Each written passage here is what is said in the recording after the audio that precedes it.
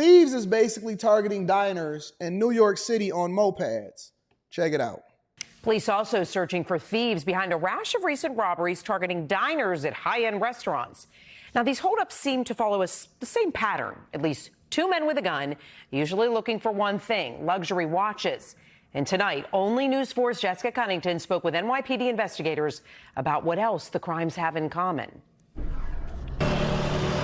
In the heat of the summer, a warning for New Yorkers walking around or eating outdoors. These guys are robbing everywhere. We spoke exclusively with Chief of Detectives Joseph Kenny, who says the NYPD has been tracking and combating a surge in robbery patterns, usually teams of two on a moped or scooter who want watches, phones, and jewelry. 5 incidents can turn to 12 incidents in one night.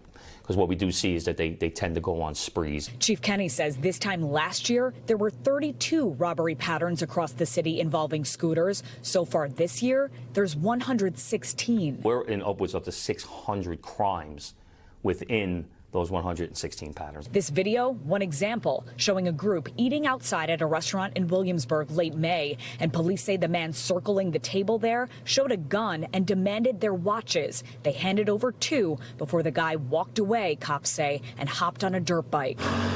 A couple of weeks later, outside Carbone in Manhattan, as a man was waiting for a table, police say two men walked up to him, demanded his $100,000 watch, took it, and drove off on a moped. Nope. A few days after that, at Birds of a Feather, a Chinese restaurant near Bedford. Wait. You telling me that they walk up to you? We don't even know if these people can speak English. They walk up to you. They demand your $100,000. Did they say $100,000 watch? Must have been a Patek Philippe. Two men walked up to him, demanded his $100,000 watch, took it, and drove off on a moped. You know why they say wealth is silent? Because they don't want to deal with all of the dusties. That's why people don't feel comfortable wearing their stuff, flaunting their stuff, showing where they live. It usually is invite only. It's usually invite only because they ain't got to worry about this type of stuff. I'm out and about on a regular basis, and I'm always in the streets. I be getting my J. Cole on. Shout out to everybody that I meet out in the streets. And I walk into and I run into people all the time, and 100% of the time is love. 100% of the time is love. I never have no problems, but I still, because I'm on my bike most of the time. I'm not riding my bike today because it's raining outside, but I'm on my bike most of the time, and I usually have my Apple Watch on. So, in addition to me making sure that I get all of my circles closed, my rings closed on my Apple Watch, I just don't wear nothing of value out in the streets because I'm being aware. And the people out in the streets will tell you, they'll be like, well, you ain't keeping it real. You scared? No, we keeping it smart. Out here with $100,000 watch getting ran up on a migrant on a moped, man, get out of here. And see, I feel more comfortable wearing my own stuff in my city, but I usually don't wear anything out of town because I can't carry nothing with me unless I got security with me. So it's unfortunate. You go out of town or you walking around in the city or you go visit somewhere and you chilling, you at a restaurant, and then next thing you know, you see some people on a moped running up on you, telling you to take your phones and your jewelry and all of that stuff off. That's crazy. A few days after that, at Birds of a Feather, a Chinese restaurant near Bedford Avenue in Williamsburg, cops say two men walked in with a gun. They basically held up the entire restaurant. And I think these are migrants at gunpoint. In those incidents, no one was hurt. So if you're wearing a chain, they will point the gun at your neck and say, give me the chain, or they'll point the gun at your wrist for the watch. New Yorkers and visitors we spoke with now even more on guard. Definitely putting the watch in the safety deposit box, not wearing it out. Definitely start being more aware, and I'm actually shocked to hear about this. The NYPD adding resources to the central robbery team to combat this, and Kenny says they believe the suspects they're looking for. Hey, somebody address one of the moderators. Go ahead and get Infinity Link up out of here. We don't want no dusties. Shout out to Ari Reed. Are newly arrived migrants. It's a very difficult crime to track, and how do we do it is sometimes we'll see the same perpetrator. Bob Brown says this might be an insurance scam. AD, why you randomly walking around with a Patek on? Because some people just like to wear their watches. I walk around with a Rolex on all the time, most of the time. Like if I'm on my bike, like if I'm in my car most of the time, I'll just throw, I have my real watches on and stuff like that. But some people, because I see people and I run into people all the time, and I'll see people, and if you know, I'll look at their wrist, they'll look at my wrist, and I'm like, man, that's a nice watch. Or they'll compliment me and they'll just say, nice watch. Like, that's normal. It's normal to walk around with nice things on. I don't think that that's an insurance scam at all, whatsoever, because it's happening too regularly, and it's not just one random incident. You know what I'm saying? So I think that people like to wear their nice stuff. They like to go places. They wear their nice stuff. They like to, just dress up and put their nice stuff on. And I think that people are actually getting robbed. I don't think it's an insurance scam at all.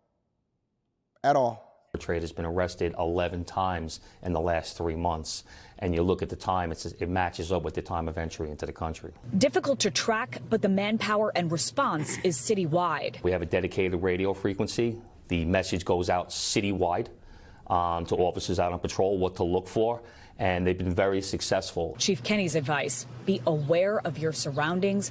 It's just unfortunate that you just can't go outside and live your life.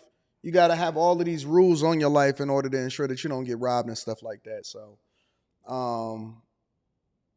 it's unfortunate. It's unfortunate. But in addition to that, an off-duty police officer in Chicago was killed after a robbery. Check it out. New details in the investigation into a deadly shooting in Kane County. An off-duty sheriff's deputy killed a person in Elgin. That's where CBS 2's Sabrina Franza is live with more on what prompted the shooting. Sabrina. We're now learning from the Kane County Sheriff that this appears to have started with an armed robbery. We also know that the Kane County State's Attorney is still evaluating all of the preliminary evidence. I observed the body laying there because I didn't know what was happening at first. Oh, no. Hold on. Y'all keep getting on me about getting distracted, but y'all not going to get on him for leaving my man's head looking like... Look. This is a serious issue. If y'all want me to take this serious, if y'all want me to be a little bit more vigilant in what it is that we're talking about and being a lot more serious, we're not going to sit here and act like we don't see my man hair missing in the back and him just doing a random interview in the barbershop without telling my man, all right, hold on, let me get the rest of this hair, or let me finish with this. This is not my fault that I'm being distracted by looking at this because I'm paying attention to the video. Look at the dude. Hold on, wait. Who cut somebody's hair from the back forward?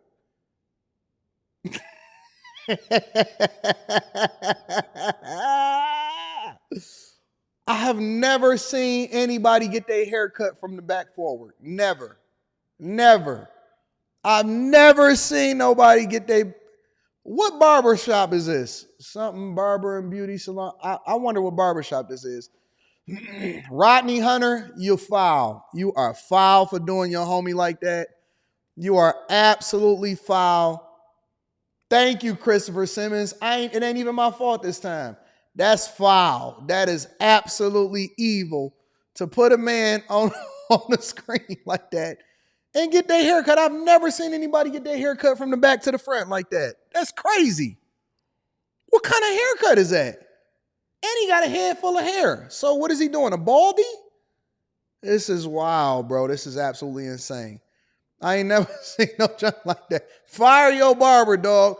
This is one of them situations. I got a friend named Lance.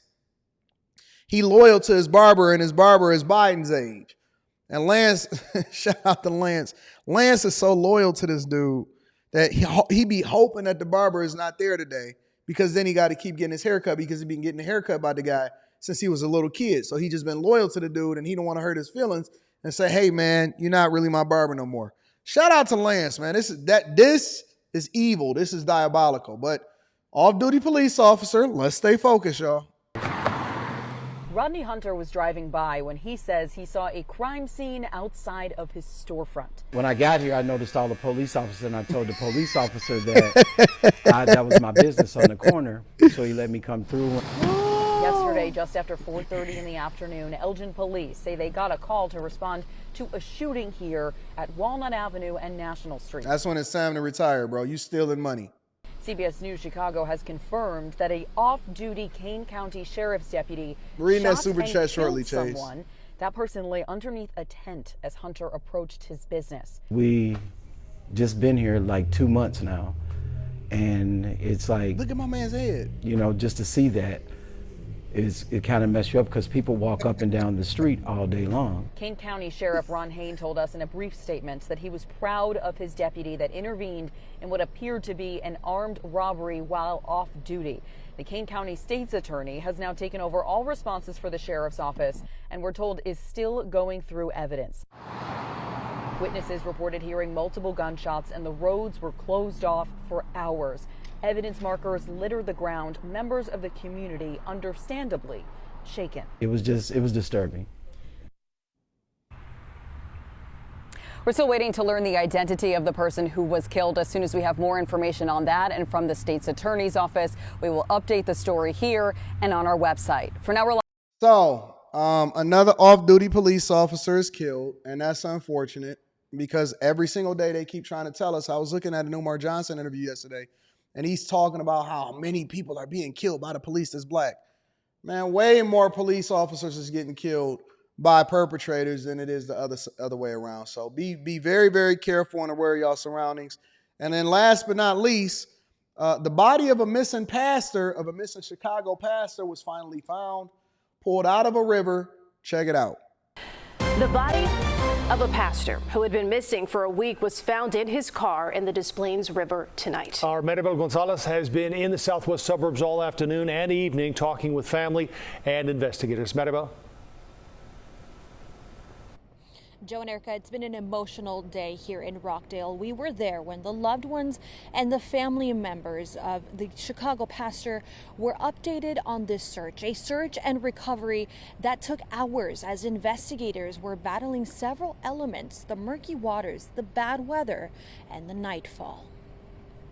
I can't even begin to describe the pain that we're feeling right now. A search for missing Chicago pastor Warren Beard comes to an end, but the grief for his loved ones is only just beginning. This is not the outcome that we prayed for, that we wanted. Beard's car was discovered in the Des Plaines River Tuesday morning. The tip came from the Army Corps of Engineers video surveillance, which showed the car driving off the bridge near the Brandon Lock and Road Dam and into the water the night of July 2nd, the last day anyone had heard from Beard. The only discernible object is a vehicle leaving Brandon Road and falling into the river. That's all we can tell. Officials say the driver of the car drove around these roadblocks and through the small gap between the bridge and the road. The bridge has been raised for over a year and a half. Initially, they couldn't identify the car due to the murky waters of the Des Plaines River. A lot of traffic that we estimate probably 25 to 30 barges have gone through there, which disturbs everything, pushes everything. So it was hard locating the vehicle due to the water. But before nightfall, divers have recovered the crew and successfully retrieved the vehicle from the water and a nearby area. Authorities can confirm the human remains were located in the vehicle. At the scene, the emotional response of Beard's loved ones.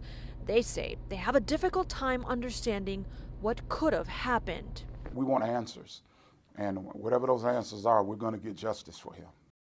I wonder what happened. What could possibly cause a person to do somebody that dirty? So either it's foul play in that, man, you don't just get dumped inside of the river with your car unless something is up.